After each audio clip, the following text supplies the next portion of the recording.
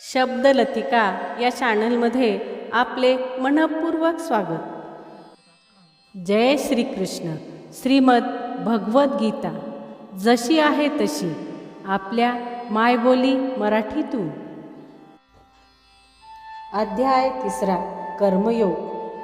अर्जुन म्हणाला, हे जनार्दन, हे केशव, जर तुम्हाला वाटते की बुद्धी ही सकाम कर्मापेक्षा श्रेष्ठ आहे, तर तुम्ही मला या घोर युद्धात गुंतवण्याचा आग्रह का करीत आहात? तुमच्या संदिग्ध बोलण्यामुळे माझी बुद्धी गोंधळून गेली आहे.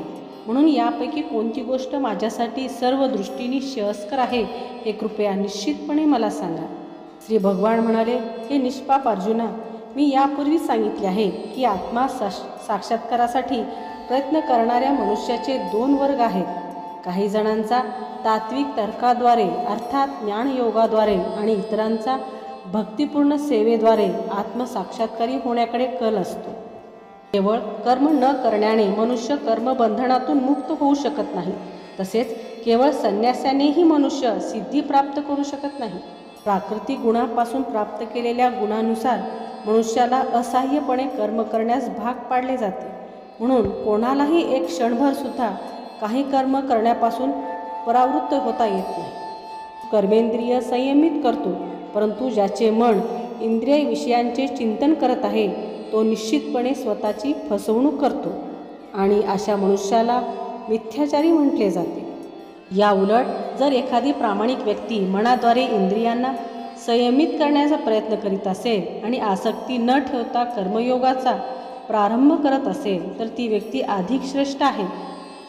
तुझे नियत कर्म तू कर, कारण नियत कर्म करणे हे कर्म न करण्यापेक्षा श्रेष्ठ आहे. कर्म केल्यापासून मनुष्य आपल्या शरीराचाही निर्वाह करू शकत नाही. विष्णुप्रीत्यर्थ यज्ञ म्हणून कर्म केले पाहिजे, नाहीतर कर्म हे भौतिक जगामध्ये बंधनास कारणीभूत ठरते.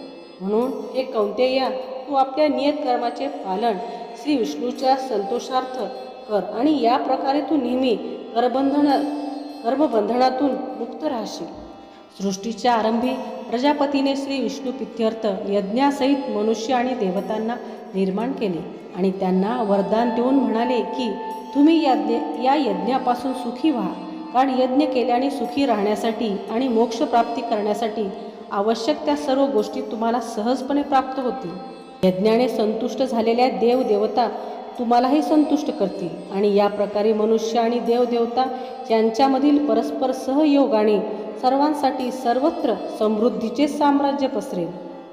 विविध जीवनावश्यक वस्तूंच्या अधिकारी असणाऱ्या देवदेवता ज्यावेळी यज्ञ करण्यामुळे संतुष्ट होतील तेव्हा ते तुमच्या सर्व गरजा पुरवतील. पण अशा पुन्हा देवतांना अर्पण न करता जो त्यांचा भोग घेतो तो निश्चितपणे चोरच आहे. भगवत भक्त हे सर्व प्रकारच्या पापातून मुक्त होतात, कारण ते सर्वप्रथम यज्ञाला अर्पण केलेले अन्न ग्रहण करतात. इतर लोक जे आपल्या स्वतःच्याच इंद्रिय भोगाकरिता भोजन बनवितात ते खरोखर केवळ पापच भक्षण करतात. सर्व प्राणी मात्र अन्नधान्यावर जगतात, जे पावसापासून उत्पन्न होते. पाऊस यज्ञापासून उत्पन्न होतो आणि यज्ञ विहित कर्मापासून होतो. वेदामध्ये नियत कर्म सांगण्यात आले आहेत आणि वेद साक्षात पुरुषोत्तम श्री भगवान यांच्यापासून प्रकट झाले आहेत. म्हणून सर्वव्यापी ब्रह्मतत्व हे यज्ञकर्मात शाश्वतरित्या स्थित झाले आहे. आत्मसाक्षात्कारी मनुष्याला आपले विहित कर्म करून कोणताही हेतू प्राप्त करावयाचा नसतो. तसेच या प्रकारचे कर्म न करण्याचेही त्याला काही कारण नसते. त्याचबरोबर इतर प्राणीमात्रावर अवलंबून राहण्याचीही त्याला काही आवश्यकता नसते. म्हणून कर्मफलावर आसक्ती न ठेवता मनुष्याने कर्तव्य म्हणून कर्म केले पाहिजे, कारण अनासक्त होऊन कर्म केल्याने त्याला परमेश्वर प्राप्ती होते.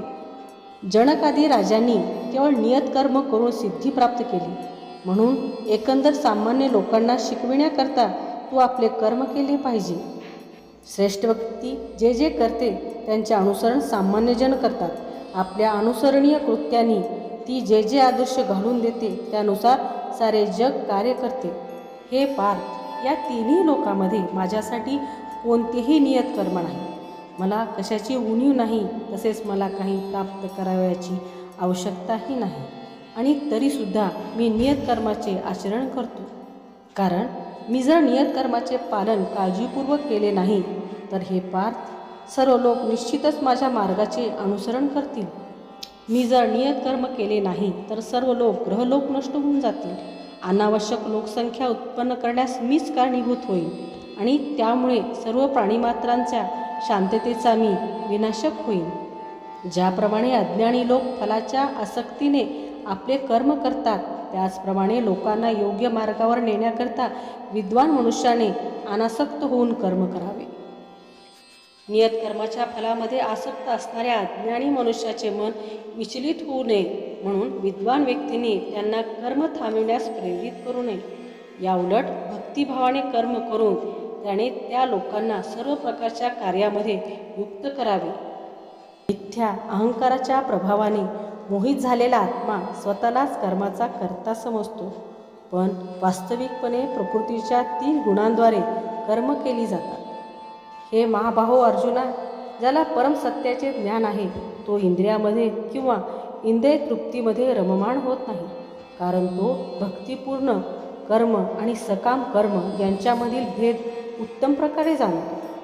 भौतिक प्रकृतीच्या गुणांनी मोहित झाल्यामुळे अज्ञानी लोक भौतिक कर्मात पूर्णपणे मग्न होतात आणि आसक्त होतात. पण असे कर्म करण्याकडे ज्ञानाचा अभाव असल्यामुळे त्यांचे कर्म जरी कनिष्ठ असले तरी ज्ञानीजनांनी त्यांना विचलित करू नये. म्हणून हे अर्जुना, माझ्या पूर्ण ज्ञानाने युक्त होऊन मला तुझी सर्व कर्मे समर्पित करून लाभेच्छा न ठेवता, स्वामित्वाचा दावा न करता आणि अलस्य रहित होऊन युद्ध कर.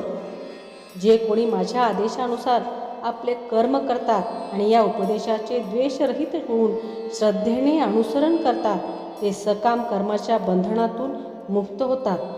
परंतु जे द्वेषभावनेने या आदेशांची उपेक्षा करतात आणि त्यांचे पालन करीत नाहीत, त्यांना ज्ञानशून्य, मूढ आणि सिद्धी प्राप्त करण्याच्या प्रयत्नात ते भ्रष्ट झालेले आहेत असे समजावे.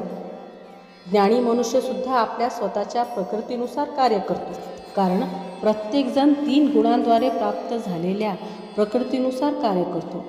बळेच निग्रह केल्याने काय साधणार आहे? इंद्रिय आणि इंद्रिय विषय यांच्याशी संबंधित आसक्ती आणि विरक्ती यांना नियंत्रित करण्यासाठी नियम आहेत. मनुष्याने अशा आसक्ती आणि विरक्तीने प्रभावित होऊ नये, कारण आत्मा साक्षात्काराच्या मार्गात ते अडथळेच आहेत. इतरांच्या कर्माचे उत्तम रीतीने पालन करण्यापेक्षा स्वतःचे नियत कर्माचे दोषयुक्त असेल तरी पालन करणे अधिक श्रेयस्कर आहे. स्वतःचे कर्म करताना जरी एखाद्याचा विनाश झाला तरी दुसऱ्याचे कर्म करण्यापेक्षा ते श्रेयस्कर आहे, कारण दुसऱ्याच्या मार्गाचे अनुसरण करणे भयावह असते.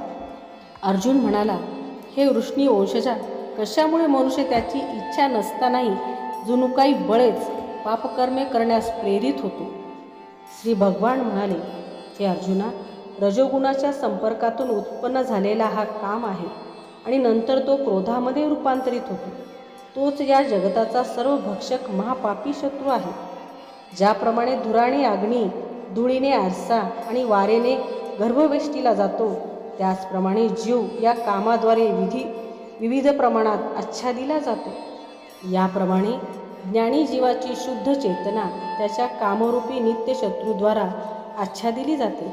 काम कधीच संतुष्ट होत नाही आणि तो अग्नीप्रमाणे जळत असतो.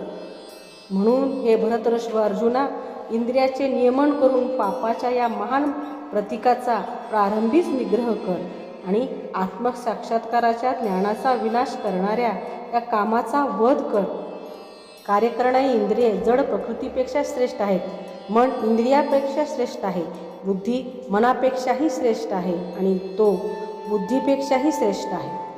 याप्रमाणे आपण स्वतः भौतिक इंद्रिय, मन आणि बुद्धी यांच्यापेक्षा श्रेष्ठ आहोत असे जाणून हे महाबाहो अर्जुना, मनुष्याने विचारपूर्वक आध्यात्मिक बुद्धीद्वारे मनाला स्थिर केले पाहिजे आणि याप्रमाणे आध्यात्मिक शक्तीद्वारे या कामरूपी अतृप्त शत्रूवर विजय प्राप्त केला पाहिजे. व्हिडिओ आवडल्यास नक्की सबस्क्राईब करा, लाईक करा आणि शेअर करा. धन्यवाद.